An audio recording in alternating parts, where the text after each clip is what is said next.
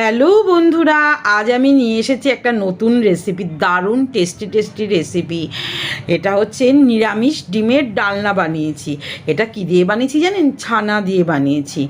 আর এই নিরামিষ ডিমের ডালনা রেসিপি আপনারা যদি দেখতে চান তাহলে আমি বড় ভিডিও দিচ্ছি, বড় ভিডিওতে আপনারা দেখে নেবেন। যদি ভালো লাগে লাইক শেয়ার কমেন্ট করবেন, আর যারা এখনও সাবস্ক্রাইব করেনি তারা একটা সাবস্ক্রাইব করে দেবেন। বন্ধুরা, এই ডিমের ডালনা, নিরামিষ ডিমের ডালনা অপূর্ব খেতে হয়েছিল, অপূর্ব দারুণ টেস্ট। আর আমার মেয়ে খেয়ে বলছে, মা দারুণ লাগছে। আর যখন কেটেছি মাঝখান দিয়ে কুসুমগুলো হলুদ হলুদ, মেয়ে বলছে মা সত্যিকারের ডিম হয়েছে তো, নিরামিষ ডিম আমি ছানা দিয়ে করেছি। আর মেয়ে বলছে, মা না না সত্যিকারের ডিম হয়েছে, দারুণ হয়েছে। মা তুমি মাঝে মধ্যে এরকম ডিমের ডালনা করবে, নিরামিষ ডিমের ডালনা দারুণ লাগে মা, ভালো লাগে। আর এটা দিয়ে না অল্প দিয়ে অনেক ভাত খাওয়া যায়।